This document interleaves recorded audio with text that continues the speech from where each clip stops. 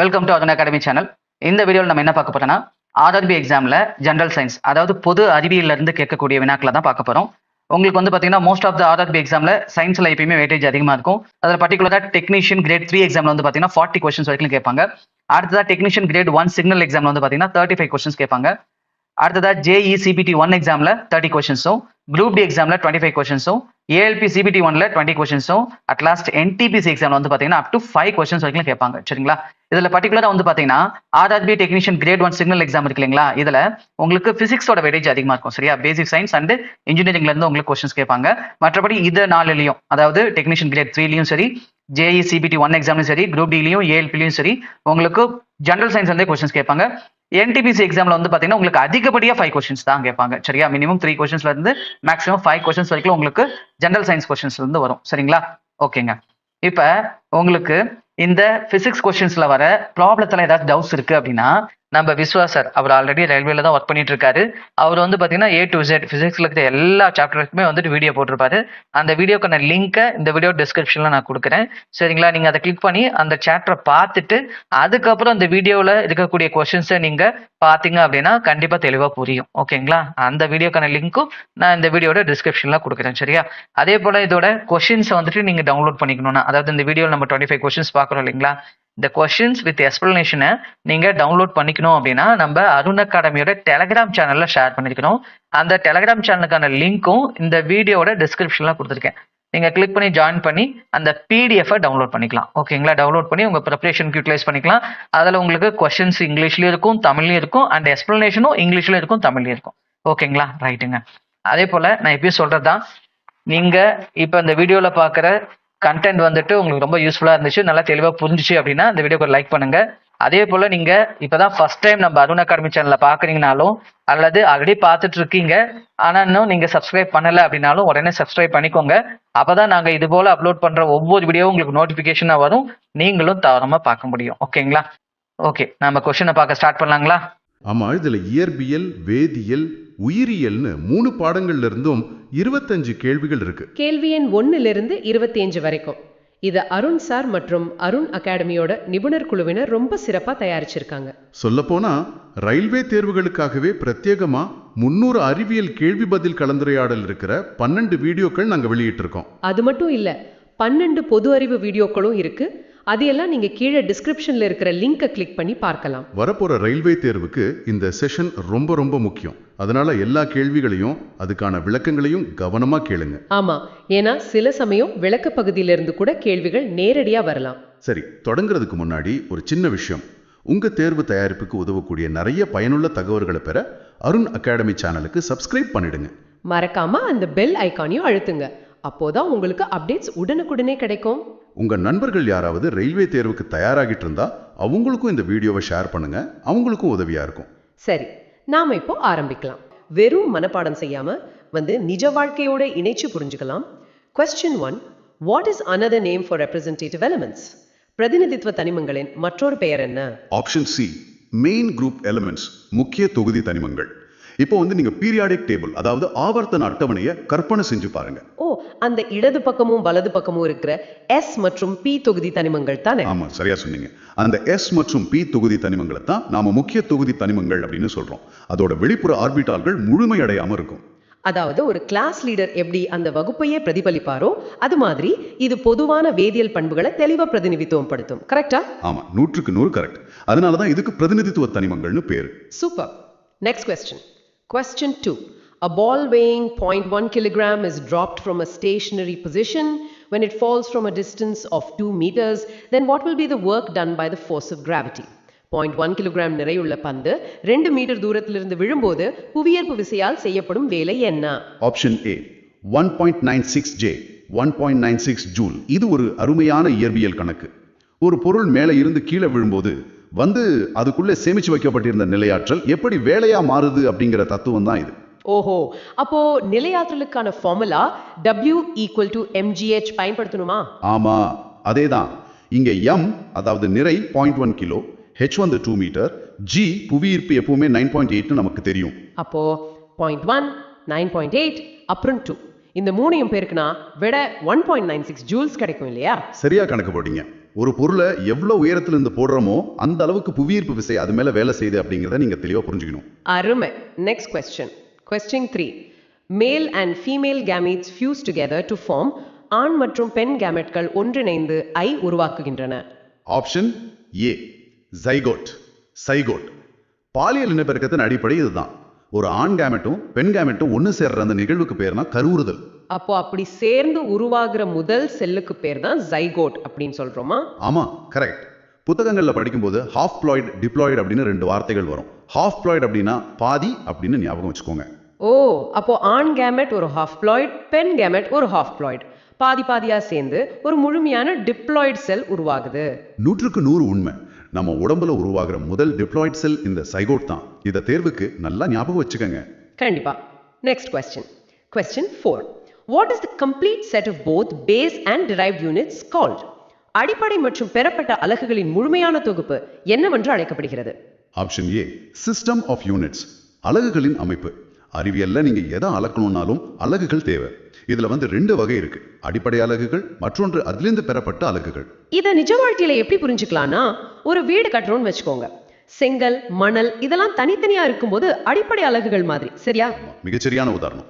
அது எல்லாம் சேர்த்து ஒரு முழு வீடா கட்டி எழுப்பும் போது அது பெறப்பட்ட அலகுகள் மாதிரி. அப்போ இந்த அடிப்படை அலகுகளான மீட்டர், கிலோகிராம் போன்றவையும் பெறப்பட்ட அலகுகளான நியூட்டன், ஜூல் போன்றவையும் சேர்ந்த ஒட்டுமொத்த தொகுப்பை தான் அலகுகளின் அமைப்பு அப்படின்னு சொல்றோம். கரெக்ட். சர்வதேச அலகுமுறை, அதாவது SI யூனிட்ஸ் இதுக்கு சிறந்த எடுத்துக்காட்டு. Super. Next question. Question 5.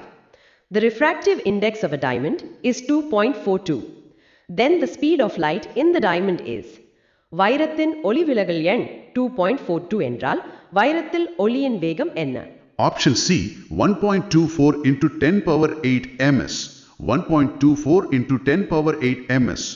ஒரு ஊடகத்துல ஒளியின் வேகத்தை கண்டுபிடிக்க காற்றில் ஒளியின் வேகத்தை அந்த ஊடகத்தோட ஒளிவிலகல் எண்ணால வகுக்கணும். அதாவது ஒரு காலியான ரோட்ல கார் வேகமா போகும். ஆனா வைரம் மாதிரி ஒரு அடர்த்தியான டிராபிக் உள்ள ஊடகத்துக்குள்ள நுழையும் போது காரோட வேகம் குறையும். அப்படிதானே? ஆமா, சரியா பிடிச்சிட்டீங்க. காற்றில் ஒளியின் வேகம் 3 into 10 power 8. அத வைரத்தோட அடர்த்தி, அதாவது 2.42ஆல வகுக்கிறோம். அப்படி வகுத்தா நமக்கு கிடைக்கிற விடை 1.24 into 10 power 8. ஒளி விலகல் எண் அதிகமா இருந்தா ஒளியின் வேகம் அந்த அளவுக்கு குறையும். கரெக்ட். வேகம் குறைஞ்சாலும் வைரத்தோட ஜொலிப்பு எப்பவுமே ஸ்பெஷல் தானே? ஆமா. Next question. Question 6. Which hormone helps the body to adjust in stress when one is very angry, embarrassed, worried? ஒருவர் கடும் கோபமாகவோ சங்கடமாகவோ அல்லது கவலையாகவோ இருக்கும்போது மன அழுத்தத்தை சரி செய்ய எந்த ஹார்மோன் உடலுக்கு உதவுகிறது? Option A adrenaline. அட்ரினலின். நம்ம உடம்பு ஏதாவது ஒரு நெருக்கடியான நிலையில மாட்டிக்கிட்டா இந்த ஹார்மோன் நம்ம ரத்தத்துல பீச்சி அடிக்கப்படும். இது ஆங்கிலத்துல ஃபைட் ஆர் ஃபிளைட் அப்படின்னு சொல்லுவாங்க.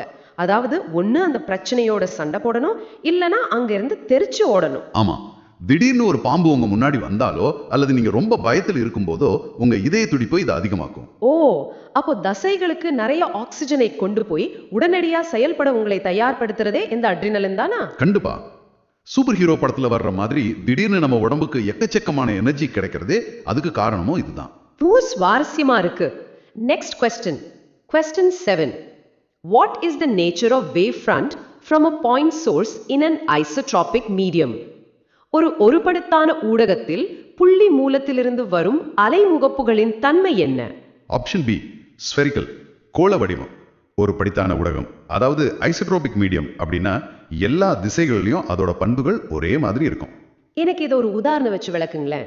ஒரு அமைதியான குளத்துல கல்ல தூக்கி போட்டா வட்ட வட்டமா அலைகள் போகுமே, அது மாதிரியா? சரியா சொன்னீங்க. ஆனா தண்ணியில உருவாகிற அலைகள் 2Dல ஒரு வட்ட மாதிரி போகும். அதுவே ஒரு வெற்றிடத்துல ஒரு சின்ன பல்ப் எரியுதுன்னு வச்சுக்கோங்க. ஓஹோ, அந்த பல்ப்ல இருந்து வர்ற ஒளி எல்லா திசைகளையும் 3Dல பரவுமா? ஆமா, கரெக்ட். அதனால அங்க உருவாகிற அலைமுகப்புகள் ஒரு பந்து மாதிரி கோள வடிவமா இருக்கும். இதை தெளிவா ஞாபகம் வச்சுக்கோங்க. Which of the following materials is most suitable for making filaments in electric bulbs? மின் விளக்குகளில் இழை செய்ய பின்வரும் பொருட்களில் எது மிகவும் பொருத்தமானது? Option B tungsten. டங்ஸ்டன். நம்ம வீடுகள்ல முந்தி அதிகமா பயன்படுத்தின அந்த மஞ்சள் குண்டு பல்புகளை பார்த்திருப்பீங்க. ஆஹா, அதுக்குள்ள ஒளிரக்கூடிய அந்த மிக மெல்லிய கம்பி தான் இழை, சரியா? அது ஏன் டங்ஸ்டன் உலோகத்தால செய்யணும்? சாதாரண இரும்பையோ காப்பரையோ வச்சா என்ன ஆகும்? அதுதான் ரொம்ப முக்கியமான விஷயம். பல்ப் எரியும் போது அந்த கம்பிக்குள்ள பயங்கரமான வெப்பம் உருவாகும். சாதாரண உலோகமா இருந்தா உடனே உருகி போயிடும். ஓ, அப்போ டங்ஸ்டனுக்கு உருகுநிலை ரொம்ப அதிகமா இருக்குமோ? ஆமா, மிக மிக அதிகம். சுமார் 3422 டிகிரி செல்சியஸ் வரைக்கும் உருகாம தாங்கும். அதனாலதான் அதிக வெப்பத்துல அது உருகாம பிரகாசமா ஒளிருது. ஆஹா, 3000 டிகிரி தாங்குமா? Next question. Question 9. Mohan, having a mass of 40 kilograms, he climbs 50 steps of a staircase in 10 seconds. If the height of each step is 15 centimeters, then what is his power? மோகன் 40 kilogram நிறை கொண்டவர். அவர் 10 வினாடிகளில் 50 படிக்கட்டுகளை ஏறுகிறார். ஒவ்வொரு படியின் உயரமும் 15 centimetre என்றால் அவருடைய திறன் என்ன? Option C, 300 what. 300 வாட். இந்த கணக்கை பார்த்து மாணவர்கள் பயப்படவே வேண்டாம். திறன் கண்டுபிடிக்கணும்னா மோகன் செஞ்ச வேலையை அவர் எடுத்துக்கிட்ட நேரத்தால வகுக்கணும். வேலை அப்படின்னா இங்க என்ன? மோகன் தரை பகுதியிலிருந்து ஒரு குறிப்பிட்ட உயரத்துக்கு தன் உடம்ப தூக்கிட்டு போறது தான் அவர் செஞ்ச வேலை. கரெக்டா? ஆமா, சரியா சொன்னீங்க. அப்போ முதல்ல அவர் எவ்வளவு உயரம் ஏறினாருன்னு பார்க்கணும். 50 படிகள். ஒரு படியின் உயரம் 15 சென்டிமீட்டர், அதாவது 0.15 மீட்டர். அப்போ 50.15 பெருக்குனா 710 மீட்டர். இதுதான் மொத்த உயரம். இப்போ செய்யப்பட்ட வேலைக்கான ஃபார்முலா mgh பயன்படுத்தணுமா? கரெக்ட். நிறை 40 கிலோ, புவியீர்ப்பு முடுக்கம் 10, உயரம் 7.5 மீட்டர். 3 பெருக்குனா 3000 ஜூல்ஸ். மோகன் செஞ்ச வேலை 3000 ஜூல்ஸ். இந்த வேலையை செய்ய அவர் எடுத்துக்கிட்ட நேரம் 10 வினாடிகள். அப்போ 3010ஆல வகுத்தா நமக்கு திறன் 300 வாட்ஸ் அப்படின்னு சுலபமா கிடைச்சிடும். ஆமா, ரொம்ப சிம்பிளா சால்வ் பண்ணிட்டோம். Super. Next question. Question 10. What is the cause of muscle cramps? தசைப்பிடிப்புக்கான காரணம் என்ன? Option B, insufficiency of oxygen supply to muscles. தசைகளுக்கு ஆக்சிஜன் வழங்குவதில் பற்றாக்குறை. நம்ம வழக்கத்துக்கு மாறா ரொம்ப கடினமான வேலை செய்யும் போதோ இல்ல வேகமா ஓடும் போதோ தசைகளுக்கு அதிகப்படியான ஆற்றல் தேவைப்படும். அப்போ நம்ம தசைகள் உண்மையிலேயே மூச்சு திணறுது, அப்படிதானே? ஏன்னா நாம சுவாசிக்கிற ஆக்சிஜன் அந்த நேரத்துல பத்தாது. ஆமா, 100க்கு 100 உண்மை. ஆக்சிஜன் பற்றாக்குறை ஏற்படும் போது தசை செல்கள்ல காற்றில் சுவாசம் நடைபெறும். இதனால லாக்டிக் அமிலம் உருவாகி தசைகள்ல தங்கிடும். ஓஹோ, அந்த லாக்டிக் அமிலம் தான் நம்ம தசைகளை இறுக்கி பிடிச்சு தசைப்பிடிப்பை உருவாக்குதா? கரெக்ட். தசைப்பிடிப்புக்கு காரணம் இந்த லாக்டிக் அமிலமும் ஆக்சிஜன் பற்றாக்குறையும் தான். தெளிவா புரிஞ்சது. Next question. Question 11. A ray of light traveling in air enters a glass slab. Which of the following statements are correct? காற்றில் பயணிக்கும் ஒளி கதிர் கண்ணாடி பலகையில் நுழைகிறது. பின்வரும் கூற்றுகளில் எது சரியானது? ஆப்ஷன் பி, மூன்றும் சரி. ஒளிக்கதிர் காற்றிலிருந்து கண்ணாடிக்குள்ள நுழையும் போது நடக்கிற ஒரு இயற்பியல் தத்துவம் தான் இது. இதை ஈஸியா கற்பனை பண்ணி பார்ப்போம். ஒரு கார் நல்ல ஸ்மூத்தான தார் ரோட்ல போயிட்டு இருக்கு. திடீர்னு ஒரு சேறு நிறைந்த பாதைக்குள்ள நுழைஞ்சா என்ன ஆகும்? ஆமா, டயரோட வேகம் குறைஞ்சு கார் கொஞ்சம் திசை மாறும் இல்லையா? அதே மாதிரி தான் ஒளிக்கதிரும். காற்று அடர்வு குறைந்த ஊடகம், கண்ணாடி அடர்வு மிகுந்த ஊடகம். ஓ, அதனால ஒளிக்கதிர் செங்குத்து கோட்டை நோக்கி விலகும். அதனால படுகோணம் ஒளிவிலகல் கோணத்தை விட அதிகமா இருக்கும், அப்படித்தானே? சரியா சொன்னீங்க. இதுதான் முதல் கூற்று. அடுத்து, அந்த சேறு பாதையை தாண்டி கார் திரும்பவும் நல்ல ரோட்டுக்கு வந்தது என்ன ஆகும்? திரும்பவும் பழைய மாதிரியே போகும். அப்போ கண்ணாடி பலகையை விட்டு ஒளி வெளியில வரும்போது ஆரம்பத்துல இருந்த படுகோணமும் இப்ப வர வெளிப்படு கோணமும் சமமா இருக்கும். வெளிப்படும் கதிர் இணையாவே வெளியேறும். கரெக்ட். அதனாலதான் 3 கூற்றுங்களுமே சரி அப்படின்னு சொல்றோம். அருமா. Next question. Question 12. Which part of the brain regulates breathing? மூளையின் எந்த பகுதி சுவாசத்தை ஒழுங்குபடுத்துகிறது? Option C, medulla. Medulla medulla அப்படிங்கிறது நம்ம மூளையோட தண்டு பகுதியில் இருக்கிற ரொம்ப முக்கியமான ஒரு உறுப்பு. நாம தூங்கும் போது கூட நம்ம இதயம் துடிக்குது, மூச்சு விடுறோம். இதுக்கெல்லாம் காரணம் நாம நினைச்சு பண்றது இல்ல, இந்த மெடுல்லா பண்ற வேலை தானா? 100க்கு 100 சரி. நம்ம கட்டுப்பாட்டில் இல்லாத அணுச்சை செயல்கள், அதாவது மூச்சு விடுதல், இதய துடிப்பு, விழுங்குதல், இருமல், தும்மல், இதையெல்லாம் இதுதான் கட்டுப்படுத்துது. ஓ, இது எல்லாத்தையும் ஒரு ஆட்டோ பைலட் மாதிரி ஒருங்கிணைக்கிற மையமா இந்த மெடுல்லா தான் செயல்படுது. ஆமா, தூங்கும் போது நம்ம காப்பாத்துறது மெடுல்லா தான். ரொம்ப முக்கியமான விஷயம். Next question. Question 13. The law of inertia was propounded by. நிலைம விதியை மொழிந்தவர் யார்? Option A, Isaac Newton. Isaac Newton. நிலைமம் அப்படின்னா என்னன்னு முதல்ல நாம புரிஞ்சுக்கணும். ஒரு பொருள் தான் இருக்கிற ஓய்வு நிலையையோ அல்லது சீரான இயக்க நிலையையோ தானாகவே மாற்றிக்கொள்ள எதிர்க்கும் தன்மைக்கு பேர் தான் நிலைமம். அதாவது ஒரு சோம்பேறித்தனம் மாதிரி சும்மா இருக்கிற பொருள் சும்மாவே இருக்கணும்னு நினைக்கும், ஓடிட்டு இருக்கிற பொருள் ஓடிட்டே இருக்கணும்னு நினைக்கும். இது நியூட்டனோட முதல் விதி இல்லையா? அதேதான். எந்த ஒரு புறவிசையும் செயல்படாத வரை பொருட்கள் தங்களது நிலையிலேயே தொடர்ந்து இருக்கும் அப்படின்னு முதல்ல வரையறுத்தவர் சர் ஐசக் நியூட்டன் தான். இத புரிஞ்சுக்க ரொம்ப ஈஸியா இருக்கு. Next question. Question 14. Which of the following is a basic structural and functional unit of the nervous system? பின்வருவனவற்றில் எது நரம்பு மண்டலத்தின் அடிப்படை கட்டமைப்பு மற்றும் செயல்பாடு அலகு? ஆப்ஷன் சி, நியூரான்ஸ், நரம்பணுக்கள். நம்ம உடம்பு முழுக்க எப்படி தகவல் பரிமாற்றம் நடக்குதுன்னு நீங்க யோசிச்சிருக்கீங்களா? நரம்பு மண்டலத்தோட மிக அடிப்படையான அலகு இந்த நியூரான் அல்லது நரம்பு செல்கள் தான். இதை நம்ம உடம்போட ஃபைபர் ஆப்டிக் கேபிள்கள் அப்படின்னு சொல்லலாமா? நம்ம காலில் முழுக்குத்தின உடனே மூளைக்கு தகவல் சொல்றது இந்த நியூரான்கள் தான். ஆமாம், இது சினாப்ஸ் அப்படிங்கிற இணைப்புகள் மூலமா மின் சமிக்கைகளா தகவல்களை உடம்பு முழுக்க மின்னல் வேகத்துல கடத்துது. மனித உடல்லையே மிக நீளமான திசு இந்த நியூரான் செல்கள் தான் அப்படிங்கறதும் நான் படிச்சிருக்கேன். இது தேர்வுக்கு ரொம்ப முக்கியமான குறிப்பு. சரிங்க. Next question. Question 15. An athlete runs for some distance before the high jump so that the inertia of the helps him take the long jump. ஒரு தடகள வீரர் நீளம் தாண்டுவதற்கு முன் ஓடி வருகிறார். இதனால் நிலைமம் அவர் நீளம் தாண்டுவதற்கு உதவுகிறது. ஆப்ஷன் டி, ஸ்பீட், வேகம். நியூட்டனோட முதல் விதியை பத்தி பேசணும் இல்லையா? அதோட நேரடி நிஜ வாழ்க்கை உதாரணம் தான் இது. இங்க இயக்க நிலையமம் அப்படிங்கிற தத்துவம் செயல்படுது. ஒரு தடகள வீரர் அப்படியே நின்னு விட்டு தாண்டறதை விட வேகமா ஓடி வந்து தாண்டும் போது அவரால் ரொம்ப தூரம் தாண்ட முடியுது. கரெக்டா? ஆமா, ஏன்னா அவர் ஓடி வர்ற அந்த வேகம் அவர் தாண்டும் போது அவரது உடம்ப முன்னாடி தள்ளிட்டு போக உதவுது. ஓ, ஓடி வரும்போது உடம்பு அடைகிற அந்த வேகத்தோட நிலைமம் அவரை அந்தரத்துல இருக்கும் போதும் தொடர்ந்து முன்னோக்கி நகர்த்த முயற்சி பண்ணுது. சரியா சொன்னீங்க. அதனாலதான் அவரால் அதிக தூரம் தாண்ட முடியுது. ரொம்ப பிராக்டிக்கலான விஷயம். Next question. Question 16. Density of pure water is that of saline water. தூய நீரின் அடர்த்தி உப்பு நீரின் அடர்த்தியை விட ஆப்ஷன் ஏ, less than, குறைவு. இது ரொம்ப எளிமையான ஆனா முக்கியமான அறிவியல் உண்மை. ஒரு காலியான பஸ்ஸுக்கும் மக்கள் கூட்டமா இருக்கிற பஸ்ஸுக்கும் என்ன வித்தியாசம்? கூட்டமா இருக்கிற பஸ்ல அடர்த்தி அதிகம். அதே மாதிரி தான் தூய நீர்ல எதுவும் கலக்கல, அது காலியான பஸ் மாதிரி. சரியா? ஆமா, ஆனா உப்பு நீர்ல ஏகப்பட்ட உப்பு மூலக்கூறுகள் கரைஞ்சிருக்கு. அதனால அதோட அடர்த்தி அதிகமாயிடுது. அதனால எப்பவுமே தூய நீரோட அடர்த்தி உப்பு நீரின் அடர்த்தியை விட குறைவா தான் இருக்கும். ரொம்ப ஈஸியா புரிய வச்சிட்டீங்க. நன்றி. Next question. Question 17. What is the definition of mass? நிறை என்பதன் வரையறை என்ன? Option D. The amount of matter contained in an object is called the mass of that object. ஒரு பொருளில் உள்ள பருப்பொருளின் அளவு அந்த பொருளின் நிறை எனப்படும். நிறைய பேர் எடை அப்படின்றதையும் நிறை அப்படின்றதையும் ஒண்ணுன்னு நினைச்சுக்கிறாங்க. ஆனா நிறை அப்படின்னா ஒரு பொருளுக்குள்ள அடைச்சு வச்சிருக்கிற மேட்டர், அப்படித்தானே? மிக தெளிவான புரிதல். நிறை அப்படிங்கிறது எந்த கிரகத்துக்கு போனாலும் மாறாது. ஏன்னா உங்க உடம்புக்குள்ள இருக்கிற அணுக்களனால மாற போறது கிடையாது. ஆனா எடை அப்படிங்கிறது அந்த அணுக்களை புவியீர்ப்பு விசை எவ்வளவு பிடிச்சு இழுக்குதுங்கிறத பொறுத்தது. அதனாலதான் நிறை வேறு எடை வேறு. ஆமா, சந்திரனுக்கு போனா எடை குறையும், ஆனா நிறை மாறாது. இதை கண்டிப்பா ஞாபகம் வச்சுக்கணும். கண்டிப்பா. Next question. Question 18. How is urea removed from the blood by an artificial kidney? செயற்கை சிறுநீரகம் மூலம் இரத்தத்தில் இருந்து யூரியா எவ்வாறு அகற்றப்படுகிறது?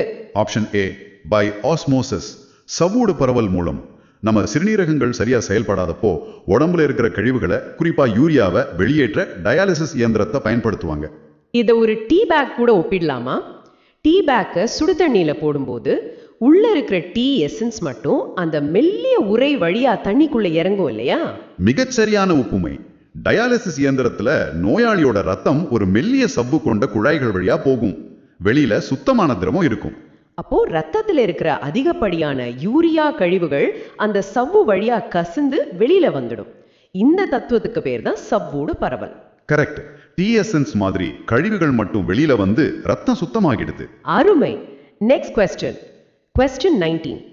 If the velocity of an object is tripled that of its initial velocity, how many times will its kinetic energy increase? ஒரு பொருளின் திசைவேகம் அதன் ஆரம்ப திசைவேகத்தை விட 3 மடங்கானால் அதன் இயக்க ஆற்றல் எத்தனை மடங்கு அதிகரிக்கும்? Option A, 9. 9.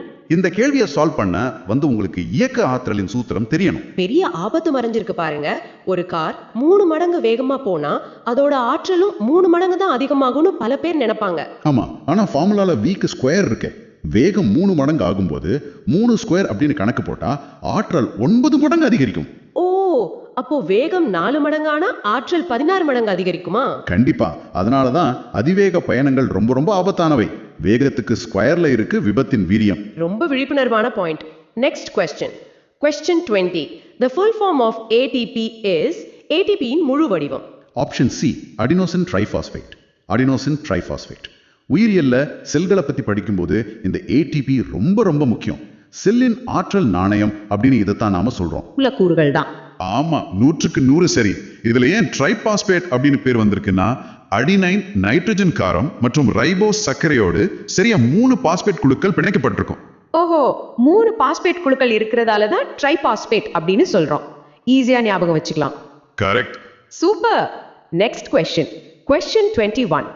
Which of the following is the electric powers formula? பின்வருவனவற்றில் மின்திறனின் சூத்திரம் எது? Option D all of these.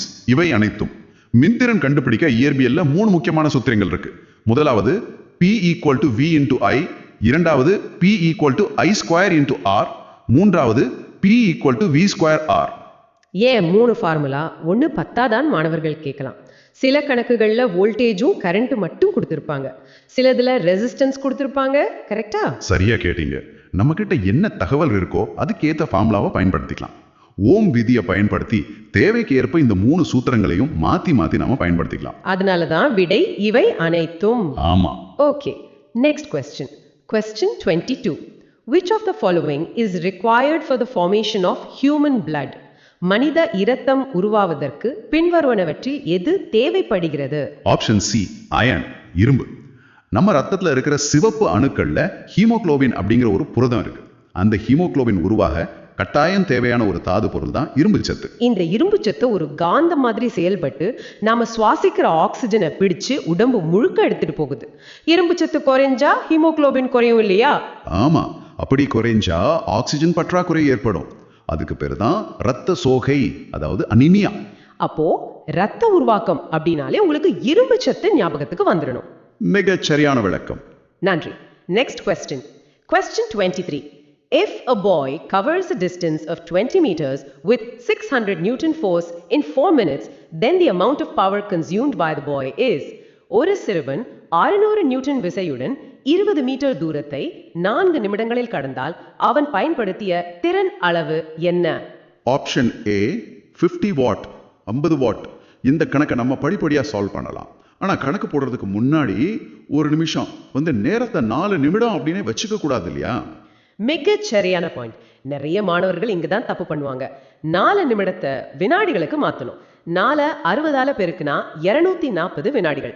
இப்போ வேலை ஈக்குவல் டு விசை இன்டு தூரம். 600 newton into 20 metre equal to 12000 joules. அருமை. இப்போ திறன் கண்டுபிடிக்கணும். சூத்திரம் P is equal to WT. அப்போ 12000 ஜூல்ஸை 24 வினாடிகளால வகுத்தா கிடைக்கிற விடை 50 வாட். எப்பவும் அலகுகளை சரியா கவனிச்சு போட்டா எந்த கணக்கும் ஈஸி தான். ஆமாம், correct. Super. Next question. Question 24. The diameter of eyeball is. கண் கோலத்தின் விட்டம். Option A 2.3 centimetre, 2.3 centimetre. இது உயிரியல்ல கேட்கப்படுற ஒரு நேரடியான கேள்வி. ஒரு சாதாரண மனித கண்ணோட கோள விட்டம் தோராயமா 2.3 சென்டிமீட்டர்ல இருந்து 2.5 சென்டிமீட்டர் வரைக்கும் இருக்கும். அதாவது ஒரு சின்ன கோழி குண்டு சைஸ் தான் நம்ம கண்ணோட விட்டம். ஆனா இந்த 2.3 சென்டிமீட்டர் கோலம் தான் இந்த உலகத்தையே நமக்கு காட்டி நம்ம மூளைக்கு 80% தகவல்களை கொண்டு போகுதுங்கிறது எவ்வளோ பெரிய ஆச்சரியம். உண்மைதான். ஆப்ஷன்ல 2.3 சென்டிமீட்டர் அப்படின்னு சரியா கொடுத்திருக்காங்க. இந்த எண்ணை நீங்க அப்படியே ஞாபகம் வச்சுக்கோங்க. கண்டிப்பா. Next question. Question 25. Which of the following is a characteristic property of acids? பின்வருவனவற்றில் அமிலங்களின் சிறப்பு பண்பு எது? Option D react with metals to produce H2 gas. உலோகங்களுடன் வினை புரிந்து H2 வாயுவை உருவாக்கும். அமிலங்களோட பண்புகள் வேதியியல்ல ரொம்ப ரொம்ப முக்கியம். ஆமா, அமிலங்கள் புளிப்பு சுவை கொண்டது, அப்புறம் நீல லிட்மஸ் தாள சிவக்கா மாத்தணும் படிச்சிருக்கோம். கரெக்ட். அது மட்டும் இல்லாம நீங்க எலுமிச்சை சாறு மாதிரி ஒரு அமிலத்தை காப்பர் பாத்திரத்துல விட்டா என்ன ஆகும்னு கவனிச்சிருக்கீங்களா? அமிலங்கள் உலோகங்களோட வினை புரியும் திறன் கொண்டவை. ஓஹோ, அப்படி வினை புரியும் போதுதான் இந்த ஹைட்ரஜன் வாயு வெளியாகுதா? ஆமா, சரியா சொன்னீங்க. அப்படி வினை புரியும் போது அமிலங்கள் ஹைட்ரஜன் வாயுவை வெளியிடும். அதனாலதான் உலோக பாத்திரங்கள்ல அதிக அமிலத்தன்மை கொண்ட உணவுகளை வைக்க கூடாதுன்னு சொல்வாங்க. சரி, இந்த 25 கேள்விகளும் தகவல்களும் உங்க தேர்வு தயாரிப்புக்கு உதவணும் நம்புறோம். இது பயனுள்ளதா இருந்துச்சுன்னு நீங்க நினைச்சா லைக் பட்டன் எடுத்துங்க. ஆமா, இந்த வீடியோவை போட்டி தேர்வுகளுக்கு தயாராகிற உங்க நண்பர்களுக்கும் ஷேர் பண்ணுங்க. அவங்களுக்கும் உதவலாம். இன்னும் பயனுள்ள வீடியோக்கள் வேணும்னா 7 முக்கியமான நடப்பு நிகழ்வுகள் வீடியோக்களோட லிங்க் கீழே டிஸ்கிரிப்ஷன்ல இருக்கு. ரயில்வே தேர்வுகளுக்கான பயிற்சி வகுப்புகள்ல சேர விரும்பினா அருண் அகாடமி, சேலம், மொபைல் எண் 9944949432 தொடர்பு கொள்ளுங்க. அடுத்த வீடியோல இதே மாதிரி ஒரு முக்கியமான பொது அறிவியல் கேள்வி பதில் கலந்துரையாடல்ல சந்திப்போம். பார்த்ததற்கு நன்றி. உங்க தேர்வு தயாரிப்புக்கு எங்களுடைய வாழ்த்துக்கள்.